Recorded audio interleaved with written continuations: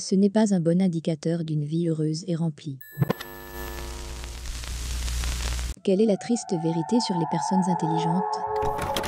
C'est triste de voir des personnes stupides prendre des décisions stupides sous tes yeux et n'être capable de rien faire d'autre à part leur donner des conseils.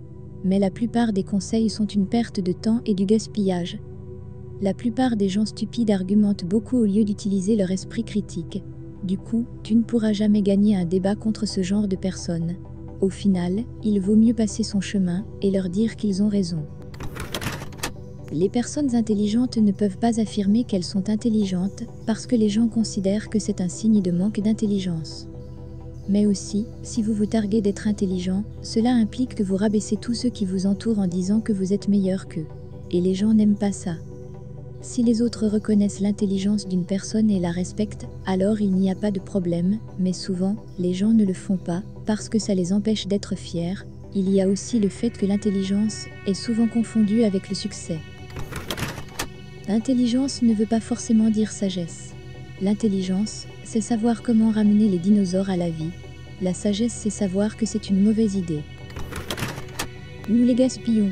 Toute notre structure sociale, des écoles aux prêts hypothécaires, est conçue pour des personnes aux capacités intellectuelles très moyennes. Les personnes intelligentes doivent faire face au stress quotidien de vivre dans un système qui n'est pas conçu pour elles et perdent une grande partie de leur productivité et leur santé mentale en est affectée. Si nous arrêtions de les soumettre à des systèmes standardisés conçus contre eux, imaginez seulement combien nous aurions progressé en tant qu'espèce. J'ai réussi à battre mon grand-père aux échecs quand j'étais encore assez jeune. Il ne l'a pas supporté, du coup, à chaque fois que j'étais sur le point de gagner, il expliquait qu'on jouait une version différente du jeu, avec des règles différentes, qui lui permettaient de faire des déplacements qui le faisaient gagner. Je n'ai pas été autorisée à jouer au Trivial Pursuit, avec ma famille non plus. Et maintenant, le mari de ma sœur essaie de faire des règles chez eux quand on joue au Fictionary, qui ne pénalisent que moi. Ça isole vraiment beaucoup. La triste vérité sur le fait d'être intelligent, c'est que ce n'est pas un bon indicateur d'une vie heureuse et remplie. Tu pourrais être vraiment très intelligent et capable intellectuellement, mais si tu as été battu étant enfant, que tes parents sont morts, que tu as développé des troubles de la personnalité, etc., tu es bien plus mal loti que quelqu'un avec une intelligence en dessous de la moyenne. Je pense que les gens vraiment intelligents, ceux qui sont dans la catégorie des rares génies, sont si intelligents que le reste d'entre nous ne peuvent même pas le comprendre. Ça doit être un sentiment vraiment très étrange d'avancer dans la vie en sachant que la plupart des gens ne peuvent simplement pas voir et comprendre les choses comme toi. Les attentes.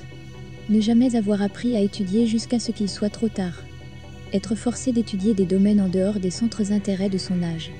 Être terrifié par l'échec. Ne pas être capable de trouver un équilibre entre l'ambition et la peur de l'échec. Encore une fois, les attentes. Ma mère m'a mis tellement de pression à un si jeune âge que je ne l'ai pas supporté. Je me suis bien débrouillée en tant qu'adulte, mais je ne serai jamais capable de répondre aux attentes qu'elle et d'autres personnes ont placées en moi. Je devrais probablement reprendre une thérapie. J'ai été détectée comme surdouée à l'école primaire et toute ma vie, ma famille m'a dit « Tu es intelligente, tu pourras faire ce que tu veux plus tard ». Ça m'a épuisée et je me suis rebellée au collège et au lycée, puis j'ai fini par faire une dépression. Je m'en sors beaucoup mieux maintenant et je suis dans une école supérieure, mais être surdoué est une telle pression. On leur dit souvent qu'ils doivent se montrer à la hauteur de leur potentiel simplement parce qu'ils existent. Le nombre de fois où l'on m'a dit, ainsi qu'à certains de mes collègues titulaires d'une maîtrise en sciences, que nous gaspillons notre potentiel en n'étant pas médecins. C'est écrasant et dévalorisant, car cela implique que poursuivre autre chose que les disciplines les plus difficiles et les mieux rémunérées est un gaspillage de soi, indépendamment de ce qui nous rend heureux. C'est vraiment triste de voir des gens intelligents avoir des carrières ou des vies qu'ils détestent parce qu'ils ont fait ce que d'autres leur ont dit de faire. Je faisais partie de ces enfants dits surdoués, qui trouvaient que tout était trop facile à l'école et pas du tout stimulant, et j'avais l'impression de ne jamais rien apprendre. Les enseignants finissaient par me donner des devoirs d'enfants plus âgés qui étaient censés être plus difficiles. Je faisais donc un travail scolaire de niveau supérieur à celui de mes camarades de classe, mais j'avais très peur des enfants plus âgés, car ils me semblaient tous tellement adultes. Au même temps, je ne me sentais pas à ma place parmi les enfants de mon âge parce que, pour moi, la majorité d'entre eux agissaient toujours de manière très enfantine, ce qui, bien sûr, est normal puisque nous étions des enfants. Et j'étais toujours malheureux, et je pensais des choses comme « Ne peuvent-ils pas simplement se calmer et faire ce que leur dit le professeur ?» Donc la dissonance qui vient du fait d'être un enfant intelligent, mais pas encore développé émotionnellement au même niveau que les autres enfants est assez épuisante et mène à la misère. J'ai fait une école d'ingénieur, et dans ma classe, il y avait un enfant de 12 ans. Ses parents devaient assister au cours avec lui, parce que ses capacités motrices ne pouvaient pas suivre le rythme de la prise de notes. C'était un enfant assez gentil, mais ceux d'entre nous qui avaient plus de 18 ans ne pouvaient pas s'entendre avec lui en dehors de l'école, et il ne pouvait pas s'entendre avec les enfants de son âge. Il semblait avoir une existence terriblement solitaire. Il y a différents niveaux d'intelligence, et les personnes intelligentes abordent la vie de différentes manières. Mais, je pense qu'universellement, les jeunes prodiges sont majoritairement isolés. Ils ont un niveau intellectuel bien supérieur à celui des enfants de leur âge, mais sont bien plus jeunes que les personnes avec lesquelles ils correspondent intellectuellement, ils n'ont pas d'expérience de vie.